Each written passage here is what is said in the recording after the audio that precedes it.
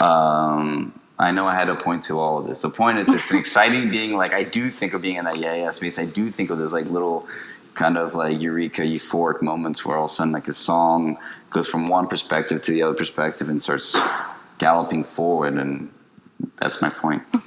I mean, I think that's I think it's evident when you're listening to the record that it's not like one person's point of view or perspective. That, especially with the Rover, I know you've talked a lot about the drums and guitar and like no click track and everything on that song, but it sounds like a lot of people having a conversation, which I guess is what a band is or should be. Well, I think, we have like, I think, just in general, like the making of this record was a bit of like, there's something that's been sort of constant, within our songwriting since the beginning, which is when we're writing songs, just because we were a band for like 5 years before we actually put out our first record, we would write songs not to make records. We'd write songs to like play them live. And so consequently, we still really finish all of the, when we're in our rehearsal space, we're playing those, we construct those songs until we can almost go play them live. Like, that's sort of, we don't go into the studio with all these holes, which is nothing wrong with that, but that's just, and that's even, it's so much easier to actually attack, like, album making, song, recording in that manner where you could be like, oh yeah, when we get to the bridge, we'll just figure it out there and blah, blah, blah. In the digital era, era of like, recording, it's super easy and it's nothing wrong with doing that. But we still kind of don't go in the studio until those songs really they have an identity. We can play from start to finish. Paul's pretty much got like, he's definitely got vocal melodies and vocals. He's maybe still tweaking lyrics, but we're like, that's the last thing. Everything else is really right there. So I think that element has been constant from album one till now. But at the same time, we're making this record just because we had a producer for the first time since our third record, and really a producer occupying more of a producer role than probably had to date, where we wanted to really be sure that we left plenty of room for him if he had an idea. Like, we weren't just kind of, we've been doing this, we've produced, most of our records, and it'd be very easy for us to be like, I don't know, to not leave space for someone, but then it'd be defeating the purpose of why we wanted to work with someone like Dave Fridman. So we made sure to leave that space. And then we made sure not to be overly like precious about stuff. So we rehearsed we rehearsed the record. We were really comfortable with all the songs. But that said, when it came down to recording them, it was really in that moment we'd play like, like you were saying with the click. I don't think we knew minutes before we were going to record the Rover, whether that song was going to be on a click or not. It was more, we tried it both ways, and it felt better without the click. Okay, let's get rid of the click. And we did that like a lot of this record, which is cool, where we were like, I think it served us well to be that well rehearsed with the songs and that comfortable, that prepared. But then while actually in the process of recording, we were really kind of like loose about stuff. We weren't overly beholden to technology or anything like that, or we were kind of more like, that felt good, let's move on.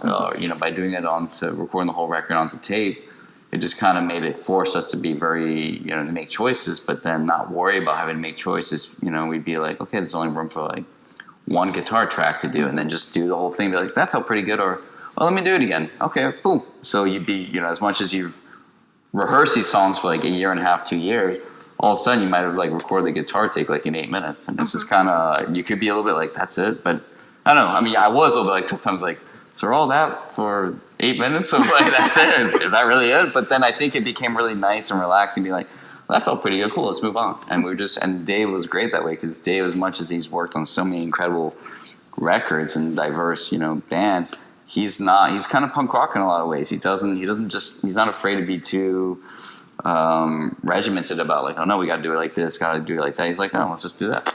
And then, it'd be like, he just kind of, whatever felt good in the moment, it felt good in the moment, and we should follow that course. And so I don't know, it was really like, I think it was just a great way to make an album. Yeah, just kind of more in the moment, present, and not overly like worried about stuff. And as we got more and more into the process, it became like, and I'm more comfortable with it. And it's like another song on the record, number 10, is a song that it was a last second recording, and it was like it was basically I was kind of pushing like, hey, should we just record that thing that we haven't played like. We hadn't played it like that song. We played like twice in the last like 8 months, but until that point, it was supposed to be like a B-side. I was like, hey, and I had a flight that day, and I was like, oh, should we just record it? And we did like a take of it, and then just like rehearsed, and then we just recorded it. And then like Paul like totally like wrote his guitar part on the fly, and it was like crazy. I was in the other room, like in the kitchen. I could hear him doing the stuff, and it sounded amazing. I was like, it sounds pretty amazing, you know. And then all of a sudden, you know, the song sort of forced its way in the record. I mean, before we got to the record, it was an instrumental, and then it was sort of like Paul was writing vocals while we're mixing the record, and then it just became sort of like, well, how could that song not be on the album? It was a real, so to me, it's like, you know, we wrote more songs that ended up on the album, but if I was to guess what would end up on the record before we actually made this record, like, and what would be off of it, like the, you know, like 4 tracks and make it on something like that, I would have it all wrong. Yeah. Like and I have to get, you know, and I think that's good in the sense that like it wasn't like we had this one plan and we just followed that plan. I was like, no, you know, the recording process and the results will dictate what ends up on the album, and not being too rigid about it and so forth. So I don't know, the whole thing was like really great, and just a great exercise for us. Less predictable than like for sure. a form. Like people, I guess, you know, people think that bands get into like a formulaic thing where it's just like, this is my album, and you can follow. I mean, it's like the thing is, it's also just from a human standpoint where you're like, you can like follow like, but we've had this, you know, this blueprint for like 8 months. We say we're gonna do this. We're gonna say, you know, you're gonna do this. While you're in the middle of the woods, you might forget to be like, wait a minute, but what if we just fuck it and just kind of like, you know, take a step back and be like, but is it better? And you kind of want to do what's better for the album, what's better, like what's really better for the album. That's the way we look at it. So I think everyone was like kind of fair in the process, and it was great working with someone like Dave, and we really trusted his like, you know, his input throughout. Well, I guess you kind of delayed the release of your first album in a way, like, so it's not like a new thing for you guys to, I guess, care about the music more than just pushing something out. No, that was funny though, because when I think about that, I think about like, it's just like this real sad like Christmas Day meeting, like in Williamsburg. That it's this, now it's like kind of like a nice looking restaurant called Sweetwater. Back then it was like a hole in the wall, kind of awesome punk rockish like bar, like dive. It was great though. I mean, I remember we were all like kind of like sitting at the bar, drinking like our respective drinks, and we were kind of bummed because we'd just gone back from studio, and we'd mixed the whole record, but certain songs didn't sound like us, didn't sound like the way we wanted it to be.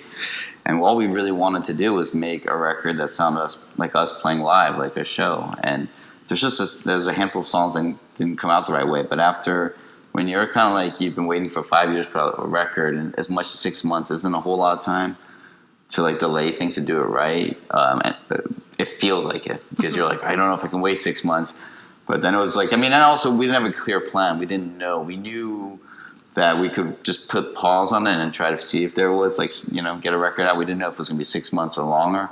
We had to wait basically for the studio to be free and Peter Cadis to be free to mix the songs. And so, but it was the right thing to do for sure. It was like, it was absolutely the right thing to do. But I do think about sitting in that bar and us being these like super long faces, being cold outside, being like, I think it was either Christmas Eve or Christmas Day, and just like, just feeling like kind of, you know, because artistically when it comes out wrong, it's pretty much like the worst thing ever. It's like, I don't know, like I can't, like, you know, it's just not going to be like, it won't leave our hands if it's like that, but it's just like a bad thing. And also we had no money, you know, to make a record and all this. So it was, we did right, but it was definitely a good lesson, you know?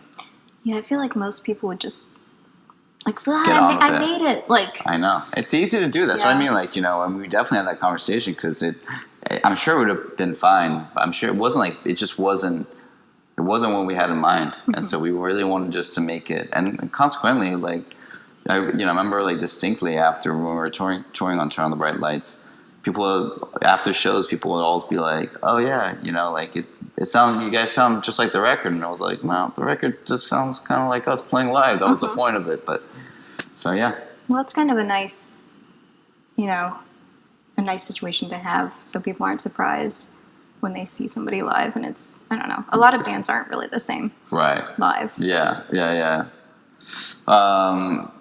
It's true. And in this day and age where you could really do a billion things, you can do whatever you want in the studio, is incredible. Like that, to recreate it so people feel like they're getting the essence of the song live, it can be a difficult thing if you've done too much, or if you haven't quite sort of found the right translation for the live, you know, setting. It's its own endeavor. It's also exciting though, because you can do some crazy shit like right now, like, you know, as far as just I don't know, different like live setups and so forth. So it's just, yeah. So when you first put out Bright Lights, I know you just wanted to like get a record out. What drives you now, like 15 plus years later? I think it's the same thing that's kind of driven me since I was probably like, before Bright Lights. It's like I've never like taken into account that it's there's gonna, it's like there's gonna be like another record, or it's like a job. It's never take things for granted and so forth. But all of a sudden you kind of like you tour for a while, you finally get off the road, you're like kind of tired, you're like sleeping in my own bed feels kind of good, waking up and knowing where I'm at once in a while, probably a healthy thing. And then sure enough, after a while, like you start writing songs and you kind of like, oh man, I'm really into this. And then I kind of started thinking I really want to work on these songs with my bandmates. I'd be really excited to see what the results would yield. And then thinking like, okay, man, I just really want to try to do something better than we've ever done before. It's not necessarily so specific, like trying to outdo. It's more of like, it's like a need, just like a real deep need. And B, it's kind of then I have a feeling that like what you're doing now is better than what you've done to date. Whether someone wants to discuss that, that's totally fair. But from an artistic standpoint, at that moment, I feel that way for sure. And with Marauder, I feel like it's as good as anything we've ever made for sure as an entity. And I think us as a band, I think we are individually and collectively, we're better at what we do now in some ways. We just are. We're more experienced, and I think we have a better, like with most things in life, the more you do things, you have a greater understanding of how you might be able to accomplish what you like, the idea you have in mind. But I think when you're young, you can do it more viscerally, and that's awesome. But like as you do it more and more, you're able to recognize an idea you have and how you find a way to kind of like express it, or it feels that way to us. So I don't know, it's that need to do that. And then when you're actually in the thick of writing a record, then it's just kind of like, if it's feeling good, it's just there's that euphoric kind of moment. There's moments I've left rehearsals in the early days, and there's moments I left the writing session from Raw just kind of like euphoric and just so excited about what just happened in a rehearsal. And those little things are like kind of things that are constants that I've had along the way. And actually, even some of those things have been there since I was a teenager. So to me, it's like it's this deep need. And when it's like kind of going well, it's just sort of like the world is a little bit better for me. So No, I understand that. That's it's what you're supposed to be doing, I guess. Yeah, I mean, and I appreciate it like so much, and I really feel like so fortunate, and on multiple levels. But it's like even for those like little moments, and the fact that it's still there. I never had any sort of designs besides wanting to make and put out our first record, and so to the fact that here we are like talking about album 6 and so forth, I never got beyond like, I just hope we get to put out a record one day. Mm-hmm. And I had no reason to go beyond that, because like it took us so long to get signed in the first place to be kind of like arrogant and sort of just like, delusional to go beyond the plan of like putting out a record on the label that you loved. Well, I was going to ask you about your other musical projects, if you're working in those still. At the moment, I'm not doing like, we have this other project, Big Noble, and that's still an ongoing thing. My collaborator in that is a great sound designer and an old friend, Joseph, and we'll definitely do something again. At the moment, I just been more Interpol focused and so forth, and that thing is kind of. But I really enjoyed making that record with him, and I think it's like another side of me for sure, doing more like soundscapey music for film sort of. Approaches to writing music, but at the moment I haven't done anything new there yet. No. So that project, you said like soundscapey. What need does that fill? Outside of Interpol for you musically? I think I love music for film. I think music for film is a huge influence on me. I think film in general is probably like the biggest influence on me as far as writing music. Obviously music is something that I've been around since I was a little kid, and it's been. The reason why I write music is from music and and from that foundation in me. But ultimately, I think I've always used film as sort of the stimulus to kind of get to sort of like get the process going. I'm not the kind of person to sit down and be like, I want to write a song right now. Like I just will be too like me staring at myself being like, well, do